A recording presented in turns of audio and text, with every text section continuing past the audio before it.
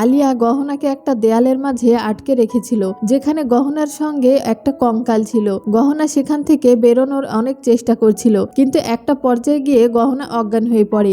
আলিয়া তখন এসে সেই দেওয়ালটা পুরোপুরি গেঁথে দেয়, আর গহনাকে সে সারা জীবনের জন্য দেয়ালের মাঝে বন্দি করে ফেলে। অন্যদিকে আয়ুষ্মান গহনাকে খোঁজাখুঁজি করতে থাকলে সেই বাড়িওয়ালা কাকার চিৎকারের আওয়াজ শুনতে পায়। হ্যাঁ ভিউয়ার্স, এমনটাই দেখবেন আপনারা গহনা ধারাবাহিকের 248তম এপিসোডে। তাই ভিডিওটি না টেনে সম্পূর্ণ দেখতে থাকুন। আর গহনা ধারাবাহিকের নতুন নতুন আপডেট পেতে এই চ্যানেলটিকে সাবস্ক্রাইব করুন। এই এপিসোডে আপনারা দেখবেন বাড়িওয়ালা বিরাজের বাবার চিৎকার শুনে আয়ুষ্মান সেখানে দৌড়ে যায়, আর আয়ুষ্মান দরজাটা খোলার চেষ্টা করলে তখন রাইসেন পরিবারের সকলেই সেখানে সে উপস্থিত হয়। আর সকলেই সে রুমের মধ্যে প্রবেশ করলে দেখতে পায় বিরাজের বাবা মেঝেতে পড়ে রয়েছে, আর সেই রুমটি ধোঁয়াতে ভরে গিয়েছে। তখন চাকরি বিরাজের বাবাকে বলে, ভাই সাহেব, আপনি তো গহনাকে খুঁজতে গিয়েছিলেন, তাহলে আপনি এই রুমে আটকা পড়লেন কিভাবে? তখন বিরাজের বাবা নাটক করে বলে, কেউ একজন ধাক্কা দিয়ে আমাকে এই রুমে আটকে দিয়েছিল, আর এই রুমটা ধোঁয়ায় ভরে দিয়েছিল। কমলমা তখন বলে, ভাই সাহেব, আপনাকে কে ধাক্কা দিয়েছিল? তখন রাঘব বলে,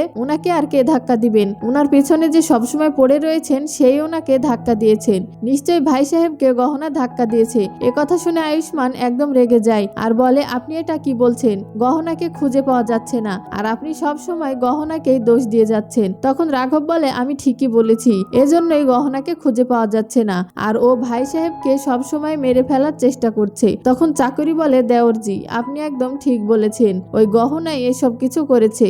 গহনা এবার বের হোক, ওকে মেরে সব সত্য কথা বের করব। যে কথা শুনে আয়ুষ্মান রেগে গিয়ে চাকরিকে বলে, জেঠিমা, আপনি আমার স্ত্রীর বিষয়ে কোনো বাজে কথা বলবেন না, আর গহনাকে যতক্ষণ না খুঁজে পাওয়া যাচ্ছে আপনি ওর ওপরে কোনো দোষ চাপিয়ে দেবেন না। তখন জানকী দেবী আয়ুষ্মানকে বলে, আয়ুষ্মান, তুমি এবার চুপ করো, আর তোমার স্ত্রীকে পাওয়া যাচ্ছে না দেখে তুমি তো একদম পাগল হয়ে উঠেছো। তখন বিরাজের বাবা নাটক করে বলে, গহনা মা, তোমার সাথে কি এমন ভুল করেছি আমি যে তুমি আমার সাথে বারবার এমনটা করছো? তোমরা কেউ গহনাকে বলে দাও, আমি ওর কাছে জোরহাত করে মাপ চাচ্ছি, যাতে সে দ্বিতীয়বার আমার সাথে এমনটা না করে।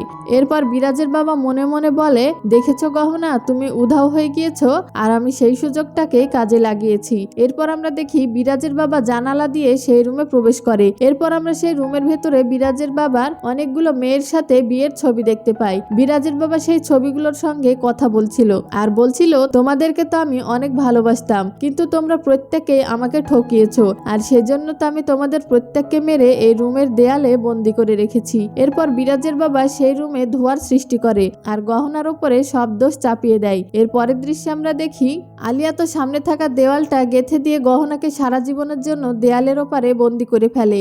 আর এদিকে আমরা দেখতে পাই রাঘব বলে, এ যা কিছু ঘটেছে সবকিছু গহনাই করেছে। তখন আয়ুষ্মান বলে, আপনি সব সময় আমার স্ত্রীকে নিয়ে আজে বাজে কথা বলা বন্ধ করুন। তখন জানকী দেবী বলে, ব্যাস আয়ুষ্মান, অনেক হয়েছে। আমি শুধু এটাই জানি ইনার সাথে যা কিছু হয়েছে সবকিছু গহনাই করেছে, আর যদি ওই মেয়েটাকে একবার খুঁজে পাই তাহলে তো আমি ওকে জেলে দেব। তখন বিরাজের বাবা বলে, যেহেতু গহনাকে খুঁজে পাওয়া যাচ্ছে না, কালকের অনুষ্ঠানটা আমরা পরে করব। তখনই আলিয়া এসে বলে, কাকা, কালকের অনুষ্ঠান বন্ধ করার কোনো প্রয়োজন নেই। আপনার সাথে যা কিছু করা হয়েছে সে সব কিছু গহনা করেছে কিনা সেটা তো পরেও জানা যাবে। এজন্য আপনি কেন আপনার আর পিসিমার বিয়ের অনুষ্ঠানটা বন্ধ করবেন? গহনা ফিরে আসুক বা না আসুক, গহনাকে বা আপনার কি প্রয়োজন? তখন আয়ুষ্মান বলে, গহনা আসুক বা না আসুক মানে কি, আর তুমি কিভাবে জানলে গহনা আর ফিরে আসবে না? আলিয়া বলে, আয়ুষ্মান, আমি এভাবে বলতে চাইনি, আমি বলতে চাইছি যে কাকাজি ও পিসিমার অনুষ্ঠানে গহনাকে কিসের প্রয়োজন? তখন আয়ুষ্মান আলিয়াকে বলে, আলিয়া, আমি তোমার মুখ দেখে বুঝতে পারছি যে তুমি কিছু একটা লুকোচ্ছ, আর আমি তোমাকে বিশ্বাস করতে পারি না।